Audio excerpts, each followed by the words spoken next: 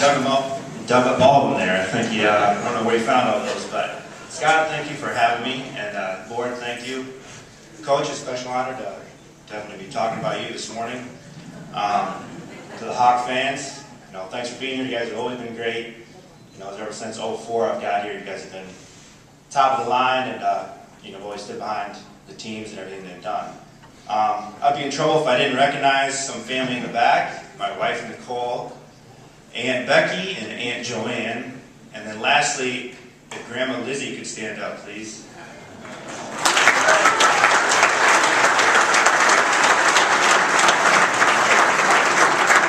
So believe it or not, Grandma Lizzie is 89 years old, and I'm currently farming now. I let go last September, and I've been farming for about a year now. And she still shows up every day and does her chores, cooks us lunch, and still cooks with lard and bacon grease. So,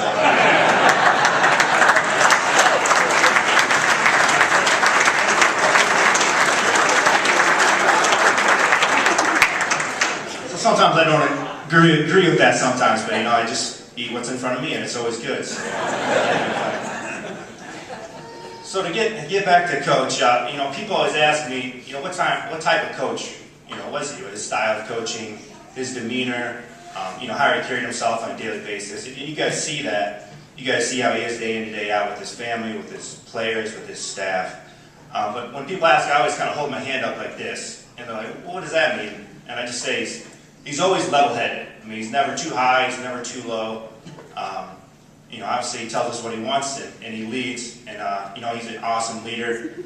Everything, he encompasses, on a daily basis, and how he carries himself, like I said. But now I want to hit on 2 points. I want to hit on his passion and his emotion. You guys see the bubble gum, obviously, that shows his passion and emotion, every game. But I kind of want to tell a story from practice. I think it was midway through, my playing years, and it's a Tuesday or Wednesday practice. So it's pretty physical practice. Those are kind of our work days. And it's a 9-on-7 drill, and that's when offense, defense, O-line, D-line really just get after each other, knock their heads, and it's pretty intense.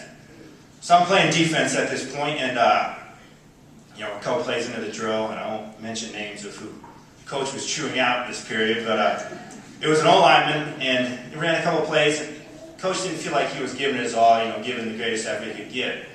And we're about to get in our stance for the third play, and I don't know if Coach remembers this or not, but Jason Manson was running the first team offense for some reason at the time. I think maybe Drew was hurt, and J-Man's going through the cadence, and all of a sudden Coach just runs on in the middle of the field and just starts tearing into the O-lineman. I mean, up and down.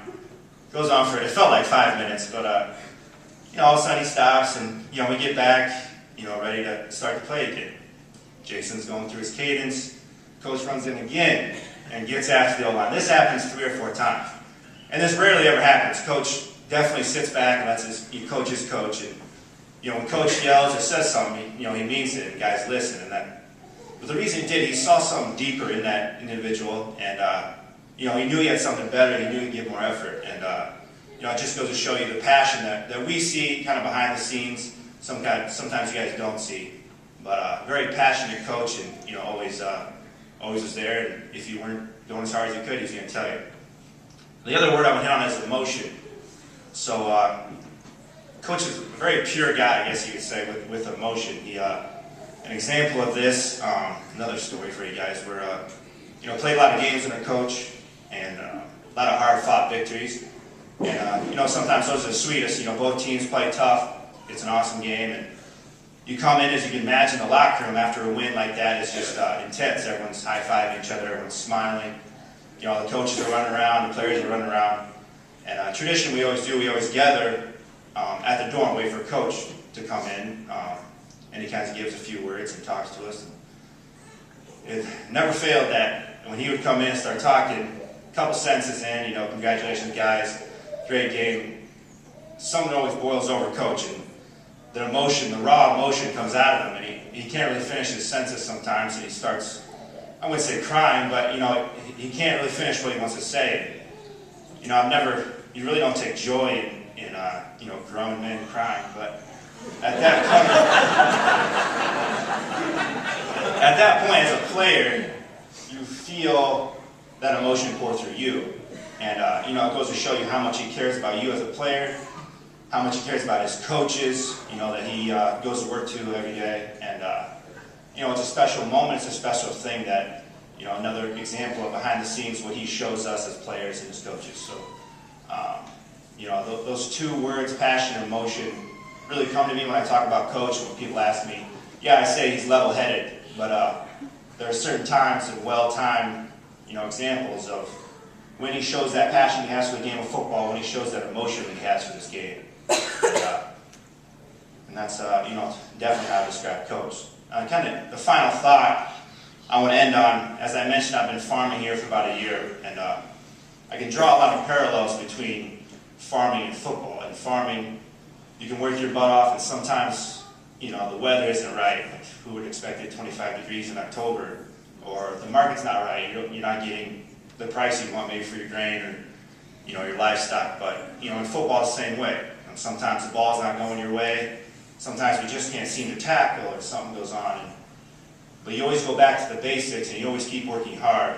And you know, that's what I know Coach is going to keep doing. Yeah, we have 2 losses in a row.